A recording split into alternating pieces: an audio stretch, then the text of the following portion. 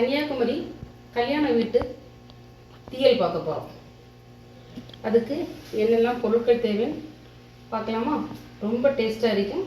இதை நீங்கள் ஒரு தடவை செய்து பாருங்கள். அதுக்கு தேவை நார்த்தங்காய், எலுமிச்சக்காயில் நார்த்தங்காய். நீங்கள் பார்த்து இதை வாங்கணும். நார்த்தங்காய் அதை வந்து பொடுசாக கட் பண்ணி வச்சுருக்கேன்.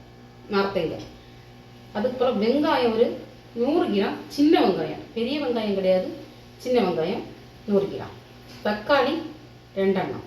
அப்புறம் பூண்டு வந்து ஒரு 4 பல் போதும். சின்னதுன்னா ஒரு 5-6 எடுத்துடுங்க, பெருசுன்னா ஒரு 4 பல் பூண்டு. பச்சை மிளகாய் 2. அப்புறம் சிறிதளவு கருவேப்பிலை. அப்புறம் 1 டீஸ்பூன் சீரகம் தாளிக்கிறதுக்கு, 1 டீஸ்பூன் வெந்தயம். அப்புறம் உப்பு, தேவையான அளவு புளி, காயம், இது வந்து சர்க்கரை. அப்புறம் வந்து மசாலா வந்து உங்களுக்கு வந்து 2 ஸ்பூன் மல்லி, 1 ஸ்பூன் மிளகு, வத்தல் பொடி, 1 ஸ்பூன் மஞ்சள் தூள், இது வந்து சாம்பார் தூள் 1 ஸ்பூன் போட்டிருக்கேன். உங்களுக்கு நான் எப்படி செய்கிறோம் காசு. இப்போ நம்ம இதுக்கு முக்கியமாட்டு நமக்கு சட்டியில், மண் சட்டியில் தான் வைக்கணும். இல்லைன்னா நீங்கள் குக்கரில் வச்சுக்கலாம். ஏன்னா ரொம்ப நேரம் இது வேகணும். உங்களுக்கு வந்து ஒரு 1/2 மணிக்கூறாவது உங்களுக்கு டைம் எடுக்கும் இது வெந்து நல்லா மசிஞ்சு வர்றதுக்கு. அதனால் உங்களுக்கு வந்து மண் சட்டி இல்லைன்னா குக்கர் எடுத்துக்கோங்க. அலுமினிய பாத்திரமெல்லாம் வேண்டாம். கொஞ்சம் எண்ணெய், நல்லெண்ணெய் இங்கே யூஸ் பண்ணிக்கலாம். நான் தேங்காய் எண்ணெய் யூஸ் பண்ணிக்கிறேன். அப்போல்லாம் உங்களுடைய சாய்ஸ். கடுகு போட்டுக்கலாம். அப்புறம் நான் வத்தல் மிளகு போட்டிருக்கிறேன், கொஞ்சம் வத்தல் போட்டுக்கோங்க. அப்புறம் இந்த சீரகமும் வெந்தயம் ரொம்ப போட வேண்டாம். 1 ஸ்பூன் வெந்தயமும் 1 ஸ்பூன் சீரகம் போட்டுக்கோங்க. அப்புறம் கருவேப்பிலை போட்டுக்கோங்க.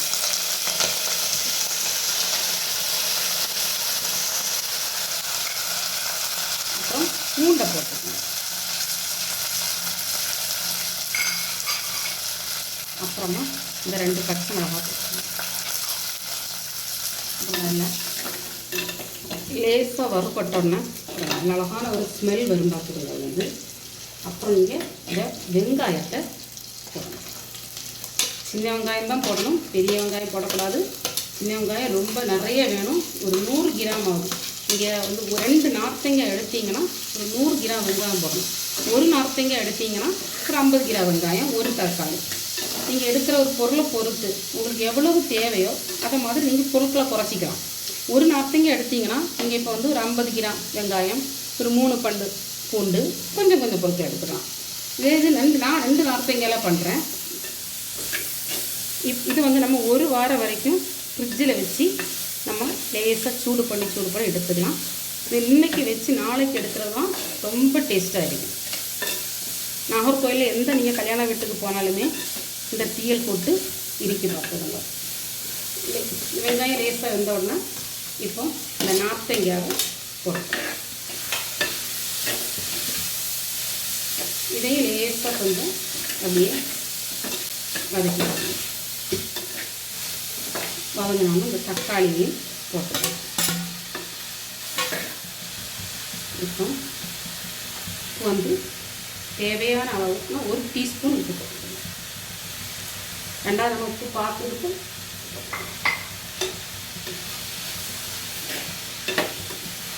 இது கொஞ்ச நேரம் அப்படியே வசங்க.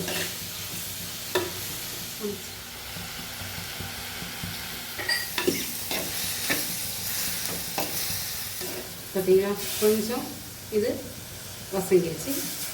நம்ம இதை வந்து புளி தண்ணியில் தான் மசாலாலே நம்ம வந்து இதை வேக வச்சு எடுப்போம். இது ரொம்ப டைம் ஆகும், கொஞ்சம் டைம் ஆகும் வேகிறதுக்கு, மசிஞ்சு வரணும். இப்போ நான் இதில் வந்து 2 ஸ்பூன் மல்லிப்பொடி, 1 ஸ்பூன் வத்தல் பொடி, 1/2 ஸ்பூன் தேவையான அளவு மஞ்சத்தூளும், அதுக்கப்புறம் 1 டீஸ்பூன் சாம்பார் தூள் போட்டுருக்கேன்.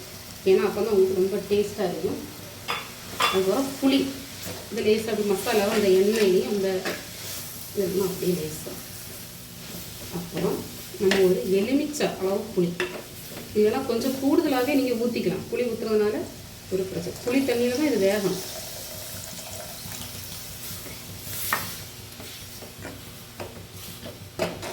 கொஞ்சம் நிறைய தண்ணி வச்சு இது நல்லா வெந்து மசிஞ்சு வரணும். இதுக்கு எப்படின்னு உங்களுக்கு ஒரு 1/2 மணிக்கூர் இல்லைன்னா 3/4 மணிக்கூர் ஆகிடும். இது வெந்து எல்லாம் மசிஞ்சு வர்றது. புளி உப்பு மட்டும் பார்த்துக்கிடுங்க.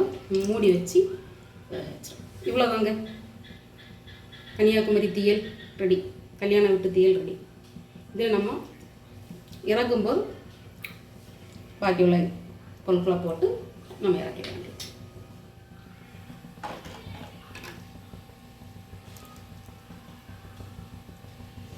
நம்ம இப்போ இதில் ஒரு சிறிய துண்டு காயத்தையும் போட்டுறோம். இது கேஸ் எல்லாம் வந்து உங்களுக்கு பாமாவே செய்யாது.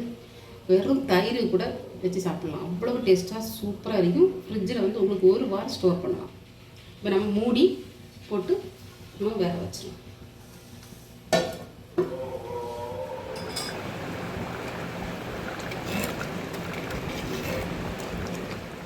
இப்போ நமக்கு ஒரு அரை பாகம் வெந்துட்டு பார்த்துருங்க. அப்போ நம்ம இந்த நேரத்தில் நம்ம சர்க்கரை போடணும். ஏன்னா இல்லைன்னா ஒரு கசப்பு தன்மை இருக்குது. இதில் துவர்ப்பு, கசப்பு, காரம் எல்லாமே இருக்கும். அப்போ நம்ம ஸ்வீட்னஸ் கொடுக்கணும். அதுக்கு நம்ம லாஸ்ட் போட்டோம்னா இனிப்பு வந்து தனியே தெரியும். அதனால் நம்ம ஒரு அரை பாகம் வந்தோம்னா நம்ம இதில் வந்து நம்ம சர்க்கரையை ஆட் பண்ணணும். உங்களுக்கு ஸ்வீட் பிடிக்கல அப்படின்னா நீங்கள் அதை சேர்க்க வேண்டாம், அதுவும் உங்கள் ஆப்ஷன் தான். ஆனால் இதில் கண்டிப்பாக சேர்ப்பாங்க. நம்ம சேர்த்ததுக்கு பிறகு நம்ம என்ன பண்ணோம், சிம்மில் வச்சு ஒரு 1/4 மணிக்கூர் அப்படியே போட்டுருவோம். ஒரு 2 ஸ்பூன் சர்க்கரை போட்டு அப்படியே சிம்மில் போட்டுருவோம். நீங்கள் கொஞ்சம் வெந்தாச்சு, நீங்கள் அப்படியே மசிஞ்சு வருது. சிம்மில் கடந்து மசிச்சு